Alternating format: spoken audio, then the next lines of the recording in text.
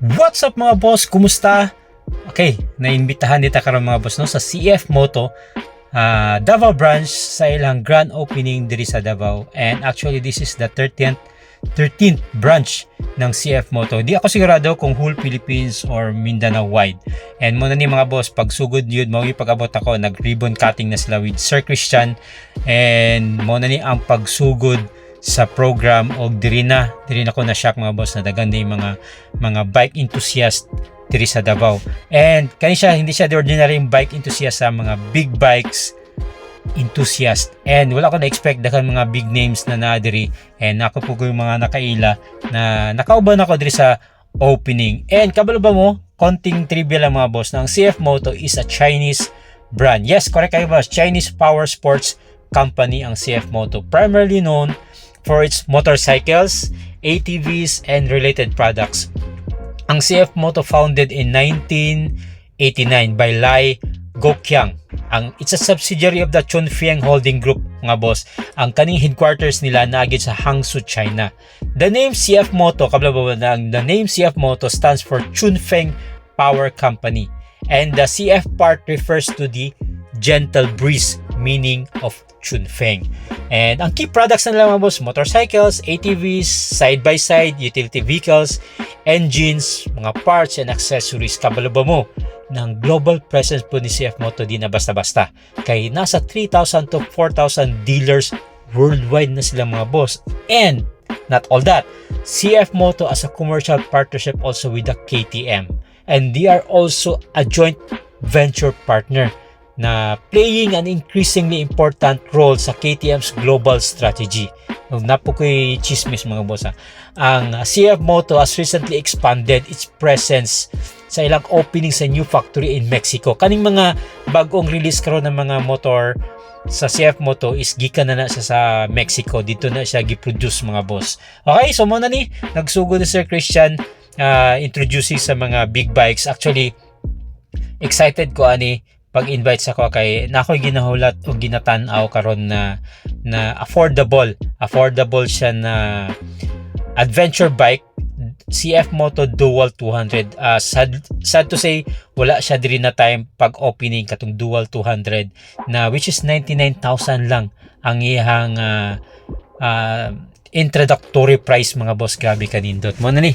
So nagtry ko og sakay sa mga klase-klase na mga big bikes mga boss. O grabe, di basta-basta mukumpit na sa mga leading brands din sa mga big bikes din sa Pilipinas ang CF Moto. And considering big bikes, layo ra kay sa price sa mga leading brands, almost half or almost 80% ang baba. 80% compared sa price sa mga leading big bike brands diri sa Pilipinas. Mo ni kung isa sa mga kaila na mga big boss diri sa Davao mga boss. Kani, so isa-isa na nako siya og testing tanan mga bikes. Ang nag-video din ako ani si Makoyski TV. Ayan, so wala ko na dala ang microphone nako, mo nang dili madunga kong audio kasi grabe ang music kay naman ni libre kaon pod kani gina try nako ang motorcycle diri. Sayang lang gid kay wala gid diri itong CF Moto na Dual 200. Ayan, that is the Sir Christian. I think it's the president for the Mindanao basta Mindanao. Mindanao. And then mo ni ang kani ang pinaka nindot na big bike for Philippine Loop. Kanang gusto kag long rides, mo ni siya mga boss. Kung kabalo, daghan kani sa Picas room na dito tanan mga daghan na po mga foreigner diri na invite na during sa opening. Makita nimo kani nag-testing ko sa kaning pinakadako nila na adventure bike na pwede pang long rides mo, pinaka perfect mga boss. Kung nagi mo mga extra kwarta, nindot yun siya paliton na big bike. Mo niya pinaka-nindot na part mga boss, ang kaon. Kani sa Picas room ni siya mga boss. Napansin nyo ganiya sa program, gamay ra kay dito. Kaya ang uban naguna-una nagkaon. But syempre maminaw sa takay, first time magunato na doon kang CF Moto. Pero pag humat sa pagkaon mo, nakita na ako kung isa ka friend na si Sir Jordan Ramuhal. Basta mo na siya mga boss. And ayan, wapo ko nagpaiwit. Oy, nikaon po ko. Ilami kay ilang burger diri. Kani, nagtayo-yo ko pero wala nagdungga akong audio, sayang wala ko nadala ang microphone na ako mga boss. nag-enjoy jud ko diri mga boss no, nag-video ko na daghan kay bisita mga boss, pero dito sa open sa program gamay ra ka na minaw dito. But anyways, ayan, so muna siya isa sa mga, I think that's a moto vlogger also. Wala na akong kailangan nila mga boss kasi daghan kay mga bisita, foreigner and everywhere. Ayan, so kani testingan ako ang isa sa mga affordable na adventure bike na pwede nimo pang Philippine Loop. Ayan kani. Actually, naglisod kog tungkad pero kaya ra. Wala po kumatistingan siguro na to ni personally. Actual, umot na lang. Ayan o, hasta kanindot. Ano siya? 450. Empty. Ayan.